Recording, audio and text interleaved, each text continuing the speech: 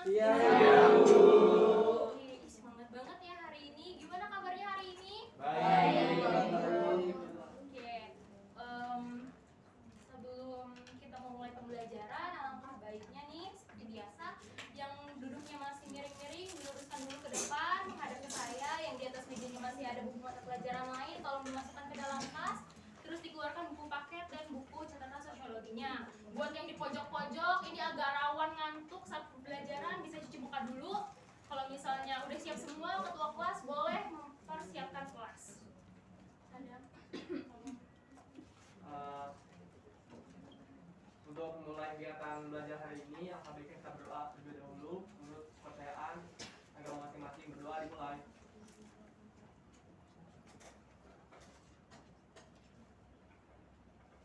Doa selesai. Terima kasih banyak ya Sadam. Oke. Sebelum kita mulai, saya mau bertanya, apakah ada yang masih mengingat nih mengenai pembelajaran minggu lalu? Ada yang? Saya Bu, Silakan. Jadi minggu lalu itu kita belajar tentang dinamika kelompok sosial adalah serangkaian bentuk problematika kehidupan yang dialami oleh individu maupun kelompok yang melakukan bentuk mobilisasi sosial dengan cepat sehingga mengubah keteraturan sosial yang sudah berlaku di masyarakat. Di mana minggu lalu juga dibahas mengenai kepemimpinan, jaringan sosial dan juga konformitas. Oke, terima kasih ya Devita. Benar sekali apa yang dikatakan Devita. Devita berarti minggu lalu menyimak dengan benar nih apa yang sudah saya jelaskan ya. Oke, sedikit penguatan kembali terkait dengan materi dinamika kelompok sosial. Nah, untuk tujuan dari dinamika kelompok sosial itu sendiri sebenarnya adalah meningkatkan komunikasi antar anggota, lalu juga ada meningkatkan rasa solidaritas antar anggota, lalu juga yang terakhir adalah membangun atau menciptakan rasa keterbukaan di antara anggota. Nah, untuk prinsip-prinsipnya itu sendiri juga ada 4 sebenarnya, yaitu adanya partisipasi, adanya rasa solidaritas, adanya juga rasa saling percaya, dan ada rasa saling terbuka. Oke, sebelum kita masuk ke pembahasan hari ini, saya tadi lupa menanyakan ketua kelas, apakah hari ini ada yang absen, izin, apa? Hadir semua. Oke, baik, berarti kita langsung aja ya. Nah, sebelum kita masuk ke pembelajaran hari ini, saya mau menampilkan beberapa gambar. Oke, nah, ada nggak sih di antara kalian nih yang bisa membantu saya menyebutkan apa saja gambar-gambar yang ada di depan ini? Ada yang bisa membantu saya? Bu. Oke, silakan Syarian. Yang di kiri atas itu mungkin kriminalitas ya, tergolongnya kayak begal atau penodongan. Yang kedua saya tangkap itu ada need work, yaitu ya dia berarti butuh kerja ya, berarti pengangguran gitu. Yang kanan atas itu kelihatannya ada orang yang nggak punya rumah ya, berarti termasuk ke kemiskinan ya. Nah yang di situ ada yang di pojok yang pojok bawah kanan itu ada tawuran tuh ya. Oke, benar banget ya apa yang dikatakan Syarian. Kita bisa melihat kalau misalnya mulai dari pojok kiri atas, pojok kiri bawah, kanan atas, dan kanan bawah adalah mengenai kriminalitas, lalu ada pengangguran, terus ada juga kemiskinan, dan juga kenakalan remaja ya yang digambarkan dengan gambar tawuran. Nah, sebelum ini saya mau nanya, kalau misalnya keempat gambar ini kita klasifikasikan menjadi satu kategori, ada yang tahu nggak sih masuk ke kategori apa? Saya Bu, Silakan Anin. keempat gambar tersebut masuk ke dalam contoh masalah sosial Bu, terkhusus kenakalan remaja yang juga merupakan contoh dari perilaku menyimpang. Oke, benar banget apa yang dikatakan Anin, berarti ada kriminalitas, kemiskinan, pengangguran, dan tawuran atau kenakalan remaja ini termasuk ke dalam masalah sosial. Oleh karena itu, hari ini kita akan membahas mengenai permasalahan sosial yang ada di dalam masyarakat. Nah, karena kita mau mempelajari tentang masalah sosial, alangkah baiknya adalah kita mempelajari mengenai definisi-definisi yang sudah diutarakan oleh para ahli. Di sini ada Surjono Sukanto, ada Sutomo, ada Ralph Jagger, dan ada Martin. Nah, yang pertama kita akan membahas definisi masalah sosial dari Surjono Sukanto. Nah, definisi masalah sosial menurut Surjono Sukanto merupakan suatu ketidaksesuaian antara unsur-unsur kebudayaan atau masyarakat yang membahayakan kehidupan kelompok sosial. Nah, berarti keyword dari masalah sosial menurut pengertian Surjono Sukanto adalah adanya suatu ketidaksesuaian. Ya. Lalu selanjutnya ada Sutomo. Sutomo mendefinisikan masalah sosial sebagai suatu kondisi yang tidak diinginkan oleh sebagian besar warga masyarakat. Bisa digarisbawahi bahwa kondisi yang tidak diinginkan oleh sebagian berarti belum tentu semuanya, tapi sebagian besar. dan jagar, yaitu masalah sosial merupakan masalah yang terjadi antara hubungan warga masyarakat, namun tidak semua masalah yang ada dalam masyarakat dapat dikatakan sebagai masalah sosial. Berarti kuncinya adalah ada masalah di antara hubungan warga masyarakat, tapi perlu digarisbawahi juga kalau misalnya enggak semua masalah ini bisa dikategorikan sebagai masalah sosial. Oke, terus yang terakhir ada Martin. Nah, dia mendefinisikan masalah sosial adalah situasi yang dinyatakan sebagai sesuatu yang bertentangan dengan nilai-nilai oleh warga masyarakat yang cukup signifikan, di mana mereka sepakat dibutuhkannya suatu tindakan untuk mengubah situasi tersebut. Nah, berarti keywordnya adalah di sini adalah sesuatu yang bertentangan dengan nilai-nilai. Nah, berarti kita bisa menarik kesimpulan kalau keyword-keyword untuk masalah sosial ini adalah ketidaksesuaian, lalu juga ada kondisi yang tidak diinginkan, lalu juga adanya masalah di antara hubungan antara warga masyarakat, dan yang terakhir adalah sesuatu yang bertentangan dengan nilai-nilai.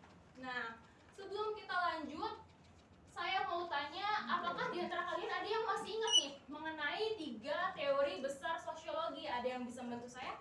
Saya Bu. Silakan Fatima. Jadi 3 teori besar sosiologi itu ada teori fungsionalisme Emil Durkheim, teori konflik Karl Marx, dan teori interaksionisme simbolik George Herbert Mead. Oke, benar banget ya teman-teman. Jadi 3 teori besar sosiologi itu ada teori fungsionalisme, lalu ada teori konflik, lalu yang ketiga ada interaksionisme simbolik. Tapi apa hubungannya sih dengan masalah sosial? Nah, di sini kita akan melihat pandangan dari teori ini terhadap masalah sosial. Misalnya fungsionalisme. Dia memandang kalau misalnya masalah sosial itu muncul dari kegagalan institusi sosial, kelompok dan bagian lain dari masyarakat untuk menjalankan fungsinya sebagaimana semestinya. Nah, seperti yang kita tahu, fungsionalisme itu sendiri kan menganggap kalau misalnya semua institusi atau semua lembaga yang ada di dalam masyarakat apabila bisa maksimal dalam menjalankan fungsi dan perannya, itu akan membantu masyarakat berada dalam di posisi ketertiban sosial ya. Nah, makanya fungsionalisme ini melihat kalau masalah sosial ini muncul dari kegagalan institusi sosial tersebut. Lalu selanjutnya adalah konflik. Nah, kalau misalnya kita berkata mengenai konflik, itu pasti tidak jauh-jauh dari tokoh yang namanya Karl Marx. Jadi, masalah sosial ini dipandang sebagai atau muncul dari eksploitasi kelompok yang kuat terhadap kelompok yang lemah. Seperti biasa, kalau misalnya kita menggunakan perspektif dari Karl Marx, pasti adanya dominasi atau eksploitasi dari kelompok yang lebih kuat atau yang lebih berkuasa seperti itu. Lalu yang ketiga ada pandangan masalah sosial menurut interaksionisme simbolik. Jadi masalah sosial ini kalau menurut interaksionisme simbolik, masalah sosial itu muncul karena pergaulan dengan pelanggar hukum dan pelebaran karakter yang buruk. Sebagaimana kalian pernah belajar di materi perilaku menyimpang, kalau misalnya seseorang yang melakukan penyimpangan atau sesuatu yang dalam konteks negatif, entah itu dilakukan secara sekali ataupun berulang-ulang, itu akan mendapat labeling atau cap buruk dari masyarakat. Seperti itu. Lalu selanjutnya kita akan membahas mengenai faktor-faktor masalah sosial. Nah, di sini kita bisa melihat ya kalau misalnya faktor-faktor dari masalah sosial itu ada faktor ekonomi, ada psikologis, ada biologis, ada sosial kebudayaan. Nah, kalau misalnya kita lihat dari ekonomi, di sini dijelaskan kalau ada kemiskinan itu bisa dibedakan menjadi 2 bentuk, yaitu kemiskinan kultural dan kemiskinan struktural. Nah, kalau misalnya sedikit mereview kembali, kalau kultural itu lebih mengarah kepada mindset orang tersebut. Jadi misalnya orang tersebut sebenarnya bisa mendapatkan pekerjaan yang lebih layak daripada ini, tapi mungkin di mindsetnya dia, saya nggak mungkin bisa lebih daripada ini. Jadi dia akan terkurung atau terperangkap dalam pikirannya sendiri gitu. Lalu kalau misalnya struktural itu lebih kepada mengarah lingkungan yang ada di sekitarnya. Misalnya A tinggal di desa yang cukup jauh dari kota dan juga tidak mendapatkan pendidikan yang cukup layak atau tingkat pendidikan di desa tersebut itu masih rendah seperti itu. Lalu ada faktor psikologis, contohnya bisa seperti depresi, stres, gangguan jiwa dan selanjutnya. Lalu ada biologis, yaitu adanya persoalan yang harus dipecahkan seperti masalah endemis atau penyakit menular, yaitu seperti kasus flu burung, terus COVID-19 yang kemarin, lalu juga yang terakhir adalah HIV. Terus yang terakhir faktor sosial kebudayaan, yaitu contohnya seperti perceraian, masalah kriminalitas, kenakalan, lalu dan lain sebagainya. sosial seperti itu. Oke, jadi sampai di sini apakah penjelasan saya bisa dimengerti? Bisa, Bu. Oke. Ada yang ingin bertanya? Saya Bu, Silakan. saya mau bertanya Bu, kan sebelumnya Ibu udah menjelaskan mengenai definisi, teori, sampai ke faktor ya Bu. Nah, saya mau bertanya apakah masalah sosial itu memiliki karakteristik? Oke, bagus. Terima kasih ya Naomi. Pertanyaannya cukup menarik. Saya juga belum menjelaskan mengenai karakteristik dari masalah sosial. Oke, jadi sebenarnya ada 4 karakteristik dari masalah sosial ya. Yang pertama, jelas masalah ini harus dirasakan oleh sebagian orang gitu. Seperti yang sudah dijelaskan di definisi tadi, kalau misalnya masalah sosial ini itu muncul atau adalah sesuatu yang tidak diharapkan gitu ya, dan dirasakan oleh sebagian orang meskipun tidak semua, tapi sebagian merasakan. Lalu yang kedua adalah masalah sosial ini karakteristiknya ini adalah tidak atau memunculkan sesuatu kondisi yang tidak menyenangkan gitu. Jadi seperti yang sudah dijelaskan di definisi tadi juga, kalau misalnya masalah sosial ini itu adalah kondisi yang cukup buruk, jadi tidak diharapkan oleh orang-orang. Lalu yang ketiga adalah membutuhkan pemecahan atau solusi. Nah, yang namanya masalah pasti membutuhkan yang namanya solusi, karena tidak mungkin masalah dibiarkan dan berlarut-larut.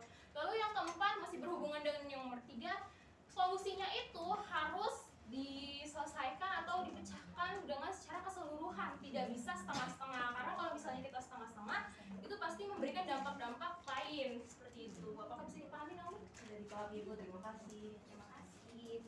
Baik, kita lanjut. Sebelumnya tolong yang di belakang diperhatikan ya. Makasih. Oke, selanjutnya ada partikularisme dan universalisme. Kenapa sih di sini ada nama Talcott Parsons?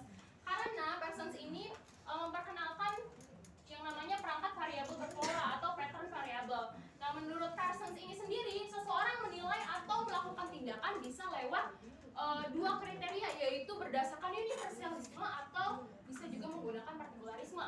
Nah, kalau misalnya orang-orang nih yang melakukan tindakan berdasarkan kriteria umum atau universalisme, misalnya di sini dijelaskan sebagai setiap orang harus diberlakukan sama sesuai dengan aturan yang berlaku. Misalnya saya sebagai seorang guru, saya memberikan kalian nilai yang sama dalam artian adil dengan kemampuan kalian masing-masing gitu, tanpa ada misalnya saya menambahkan nilai Naomi karena saya saudaraan dengan Naomi gitu, jadi tidak ya, seperti itu. Lalu kalau misalnya yang berdasarkan partikularisme, bagi orang yang melakukan tindakan berdasarkan kriteria partikularisme, maka kepentingan pribadi atau kelompok sendiri lebih dipentingkan dibanding aturan yang berlaku. Jadi seperti yang tadi contohnya, misalnya saya punya hubungan saudara dengan Nurmala, makanya saya menambahkan nilai Nurmala, sedangkan yang lain-lain seperti Jihan, Fitri, enggak ditambahkan karena saya tidak merasa atau tidak memiliki hubungan darah dengan mereka berdua, seperti itu.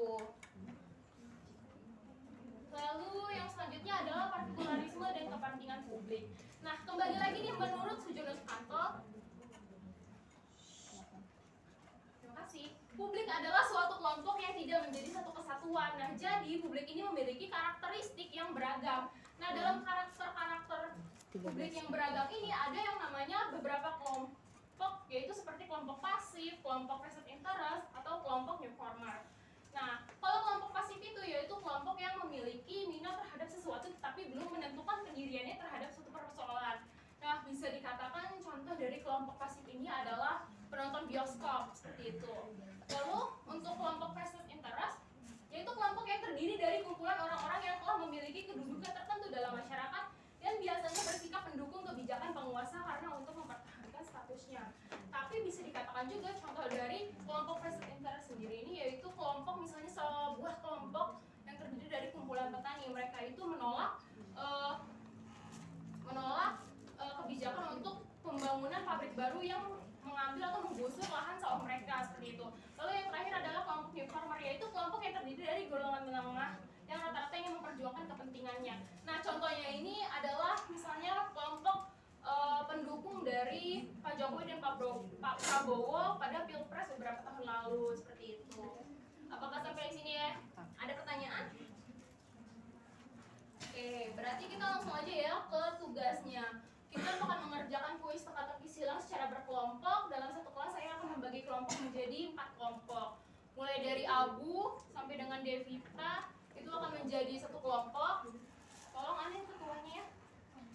Lalu mulai dari Puji, Dika, Wiwin, Hani sampai dengan Syahrian, tolong diketuai dengan Nomi. Lalu mulai dari Sadam, Fitri, Jihan, Dea nanti akan diketuai oleh Resia. Lalu mulai dari Maul, Raihan, Gino akan diketuai oleh Nurmala. Silakan. Mengerjakan.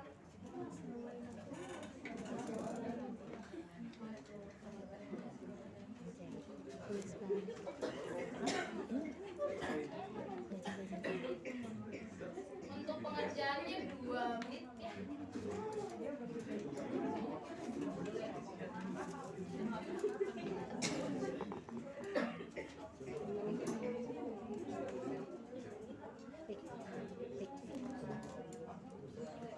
Sosis dua enak ya. Sosis Dika. Beli di bawah. Kemarin dagang sosis di BRJ. Iya.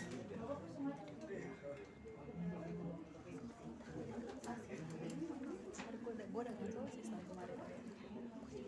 Gue nggak beli di gue. Alicia beli. Dia datang. Kita nggak satu kamar, nggak satu rumah. Kita nggak satu rumah. Kamar sih, satu kamar nggak satu rumah. Di itu turap. Apakah ada kelompok yang sudah selesai? Tunggu.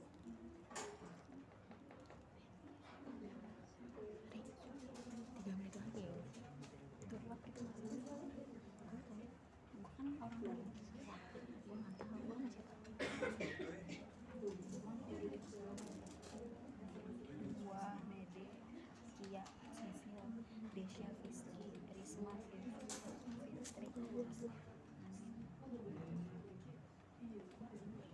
gak ada nama Fitrat Sudah? atau Boris. Gak ada, gue gak gitu.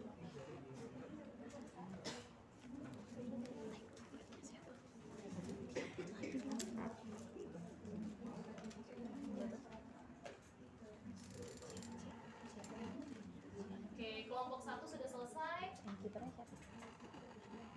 Itu 3 menit lagi ya, Bu? Oke, kelompok 3.